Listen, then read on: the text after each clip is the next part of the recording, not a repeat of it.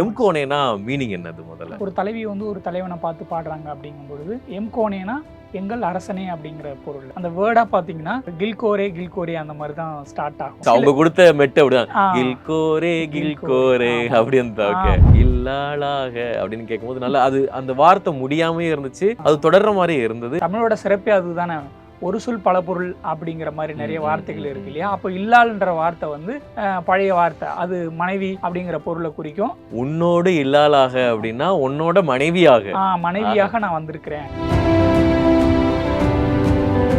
சின்மையை தான் பாடி இருக்காங்கன்னு தெரிஞ்சதுக்கு அப்புறம் உங்களுக்கு எப்படி இருந்துச்சு? ஃபர்ஸ்ட் ஆஃப் ஆல் நம்மளுக்கு ஒரு அந்த இமேஜினேஷன் இருக்குல்ல, அந்த மெட்டுக்கு ஒரு வார்த்தை எழுதிருப்போம், அவங்க குரல்ல எப்படி எந்த மாடுலேஷன்ல வரப்போகுது, பிரபலமான ஒரு பாடகி வந்து நம்ம பாடல பாடும்பொழுது அது கண்டிப்பா ஒரு ரீச் ஆயிரும் அப்படிங்கிற நம்பிக்கை அந்த சமயத்துல எனக்கு வந்துருச்சு. சுத்தி சுத்தி வந்தீங்க அந்த அந்த பாடல் அது மாதிரி இது வந்து அதே ஸ்டைல்ல அந்த ஒரு ஓகே நாமையில தேனா இருக்கிறீங்க தேனானீங்க பூம்பாவை வேறானீங்க அந்த மாதிரி போட்டா அது ஒரு நல்ல அழகா இருக்கும். நான் எழுதி கொடுத்தேன். இது ஒரு 1400ல நடக்கிற ஒரு கோப்பெருஞ்சிங்கனோட கதை. பொய்சால் படையெடுப்புடைய ரத்த கரைகள் அப்படின்னு சொன்னாங்க. முக்கியமா பாத்தீங்கன்னா கடவ கோப்பெருஞ்சிங்கன், அவர் சேந்தமங்கலம் அந்த கடையவர்கள். ஆமா ஆமா அந்த பகுதியை சார்ந்த ஒரு சிற்றரசனை பத்தி இந்த. வணக்கம். வணக்கம் சார், எப்படி இருக்கிறீங்க? நல்லா இருக்கேன். ஓகே, நல்லா இருக்கிறேன். ஸோ வணங்கான் படத்துல முகில் மேலேன்னு ஒரு பாட்டு கொடுத்தீங்க. இப்ப எம்கோனே பாடல் வந்து ரொம்ப அழகா எல்லாருமே வந்து கொண்டாடிட்டு இருக்கிறாங்க இந்த பாடலை. ஸோ ஃபர்ஸ்ட் ஆஃப் ஆல் எனக்கு கேட்டோன்னே உங்கள்கிட்ட என்ன கேட்கணும்னு தோணுச்சு அப்படின்னா, இந்த பாட்டு நீங்க எழுதி முடிச்சிட்டீங்க, இது வந்து சின்மயி அவர்கள் தான் பாட போறாங்கன்னு உங்களுக்கு முதவே தெரியுமா? இல்லை சார், இயக்குனரும் இசையமைப்பாளரும் முடிவு பண்ணாங்க. அதுக்கப்புறம் சின்மயி தான் அந்த பாடலை பாடுறாங்க அப்படின்னு சொல்லி சொன்னாங்க. ஒரு பிரபலமான ஒரு பாடகி, நிறைய பாடல் பாடி தேசிய விருது வாங்கியிருக்கிறாங்க. அவங்க நம்மளுடைய பாடலை பாடுறாங்க அப்படிங்கும் பொழுது ரொம்ப நெகிழ்வான தருணமா இருந்துச்சு.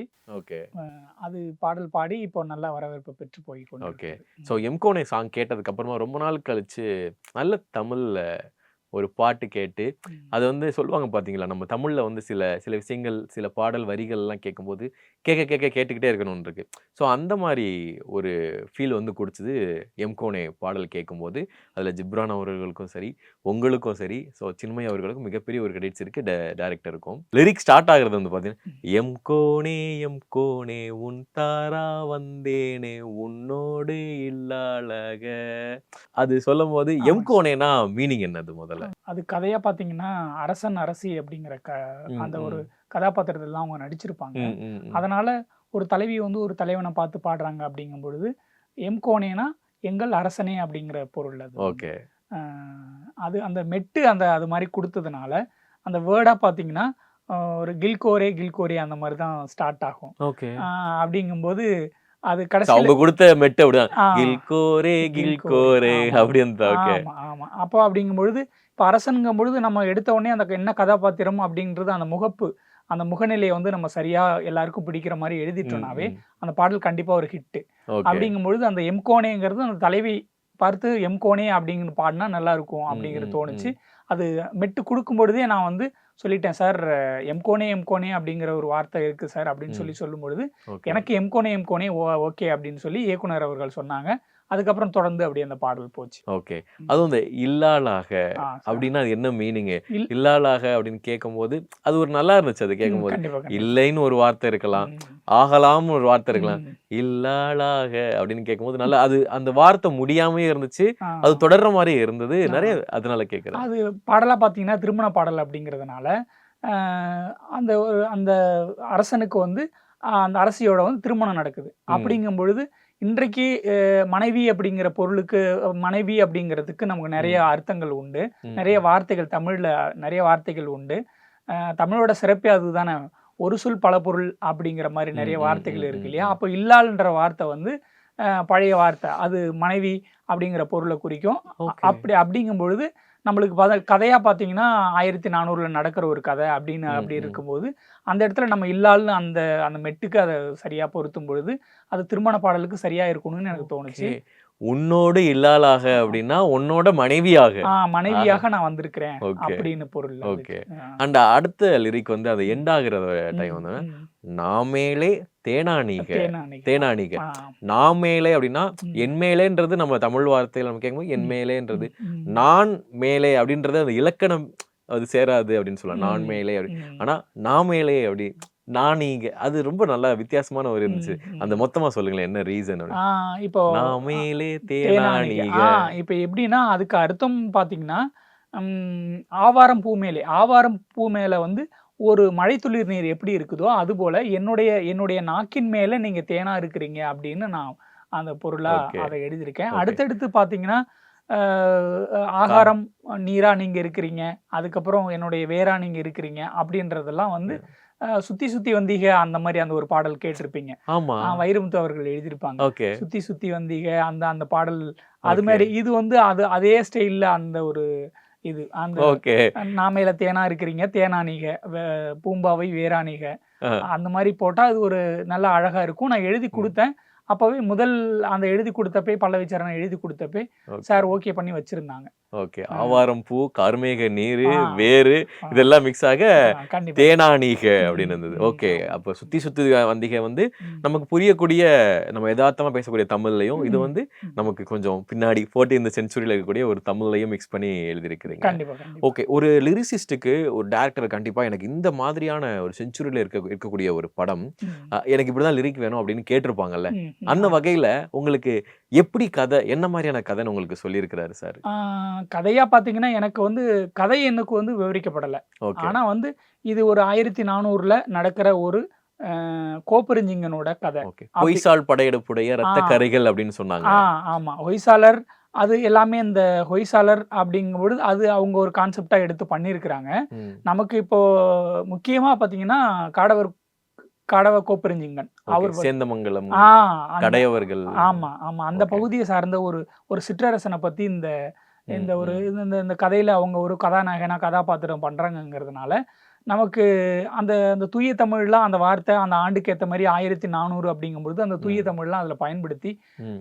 வரணும். அதுபோல எனக்கு ஒரு சில பாடல் நறுமுகையே அந்த பாடல்.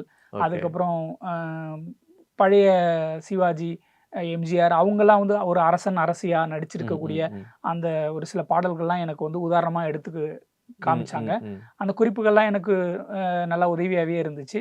ஓகே. நல்ல பாடல் வந்திருக்கு அப்படிங்கும்போது ஓகே. மகிழ்ச்சி. ஓகே. இது வந்து முகலாய படையெடுப்புகள் டைம்ல நடந்த ஒரு விஷயமாவும் சொல்றாங்க. சேந்தமங்கல், கடையவர்கள். ஸோ இந்த மாரி விஷயங்கள் வந்து சொல்லும்போது உங்களுக்கு வந்து ஏன்னா மோகன்ஜி சார் அப்படின்னா அவரு சொன்னாரு அப்படின்னா, அதுல நெறையா விஷயங்கள் சொல்லியிருப்பாரு ம், அப்படின்ற ஒரு ம், விஷயம் இருக்குல்ல. ம், ம். அத நீங்க எப்படி உங்களுக்கு டெலிவரி எப்படி பண்ணாரு அவரு? ஆ இல்ல இப்ப நமக்கு வந்து ஒரு ஒரு இயக்குனரா வந்து ஒரு பாடலாசிரியருக்கு வந்து நம்மளுக்கு கதையா அதிகமா நமக்கு வந்து சொல்லப்படாது. ம், இப்ப ம். நமக்கு அந்த சிச்சுவேஷனுக்கு, அந்த சூழ்நிலைக்கு என்ன பாடல் வேணும்? ஓகே. அது என்ன பாடல் மாரி ஃபீல்ல இருக்கணும் அப்படின்றது அந்த அந்த இன்புட் மட்டும் தான் நம்மளுக்கு ம், கொடுக்கப்படும். ம். அந்த அந்த அந்த அந்த அந்த அந்த அதிகபட்சமோ, குறைஞ்சபட்சமோ அது அவங்களும் அந்த எல்லைய தாண்டி போவாம, ம். நாமளும் அந்த எல்லைக்குள்ள போகாம, நமக்கு ஒரு பாடலுக்கு என்ன சிச்சுவேஷன், என்ன அது நமக்கு இன்புட் குடுக்குறாங்க, அத வச்சு நம்ம எப்படி பெஸ்ட்டா பண்றோன்றது தான் இருக்கு. ஓகே. ஆம். அதாவது உங்களுடைய முதல் பாடல் வந்து வனகான் படத்துல ஆமா. ஜிவி பிரகாஷ் வந்து இயக்கி, அத ம். வந்து நம்ம சைந்தவி வந்து பாடியிருக்காங்க. ஆ, மியூசிக் பண்ணி எஸ், சைந்தவி பாடியிருக்கிறாங்க. எஸ், அந்த எஸ். பாடல் ரொம்ப நல்லா இருந்தது. ஆ. அப்படியே இந்த பக்கம் பார்க்கும்போது, சின்மயிய தான் பாடியிருக்காங்கன்னு ஒரு தெரிஞ்சதுக்கு அப்புறம் உங்களுக்கு எப்படி இருந்துச்சு ஃபர்ஸ்ட் ஆஃப் ஆல்? ஆ அ இது இயக்குனர் சார் வந்து எனக்கு சின்மயி மேம் தான் பாடுறாங்க அப்படிங்கும் பொழுதே, அவங்க இதுக்கு முன்னாடி என்னென்ன பாடல்கள்லாம் நமக்கு பாடியிருக்கிறாங்க, ஓகே. அப்படிங்கிறது அந்த சரசர சாரக்காத்து, ம். அப்புறம் நெறைய பாடல் பாடியிருக்கிறாங்க. ம். அது முக்கியமான ஒரு சில பாடல்கள்லாம் அதெல்லாம் கேட்கும்பொழுது, நம்மளுக்கு ஒரு அந்த இமேஜினேஷன் இருக்கும்ல. நம்ம எழுதியிருப்போம். ஓகே. அந்த மெட்டுக்கு ஒரு வார்த்தை எழுதியிருப்போம். அவங்க குரல்ல எப்படி எந்த மாடுலேஷன்ல வரப்போகுது. ம், ம், இது கண்டிப்பா ஹிட்டு தான். ம், அ கண்டிப்பா இத மக்கள் வந்து ஏத்துக்குவாங்க. ம். அப்படிங்கிற நம்பிக்கை இருக்கு. எனக்கு நான் அப்போ அது அந்த சிந்தனையில் இருந்துட்டே இருக்கும்.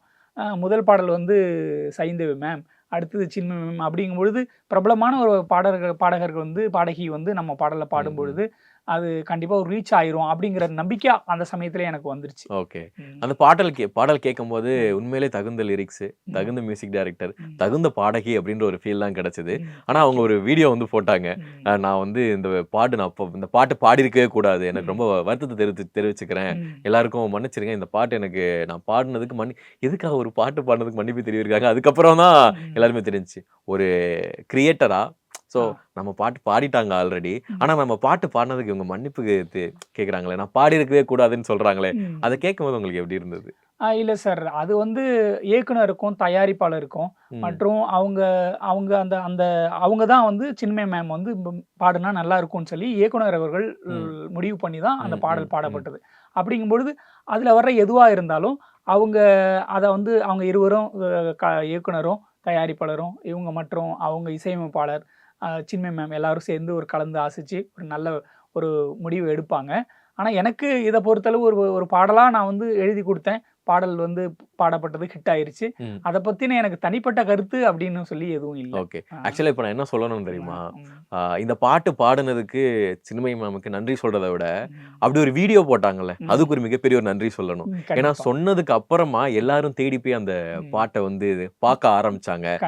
ஏன்னா நீங்க கமெண்ட்ல வந்து பார்த்தீங்கன்னா, சின்மயி சாரி கேட்டதுக்கு அப்புறம் யாரெல்லாம் அந்த பாட்ட கேட்டீங்கன்னு பார்க்கும்போது நெறைய பேர் அப்படிதான் வந்திருக்காங்க.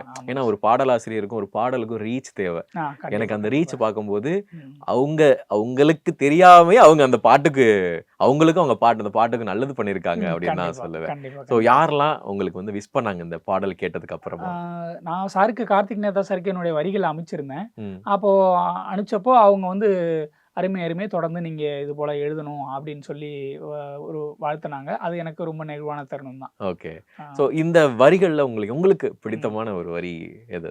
வரிகள் அப்படின்னா எல்லாமே நமக்கு நம்மளுடைய படைப்பு அப்படின்ற எல்லாமே பிடிக்கும். எல்லாமே பிடிக்கும். அதுல வந்து ஒரு சில பேர் குறிப்பிட்டிருந்தாங்க.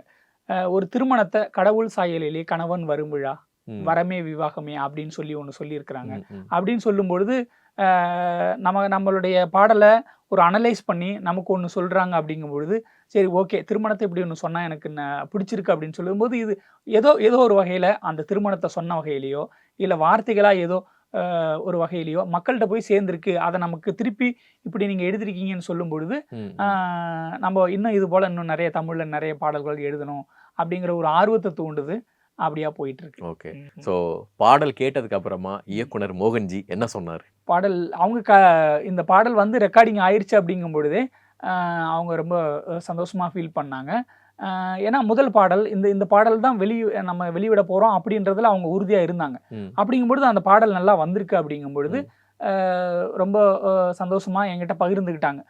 பரவால்ல நான் வந்து இது தாமரை மேம் இவங்கள வச்சு இதுதான் பண்ணலான்னு இருந்தேன்.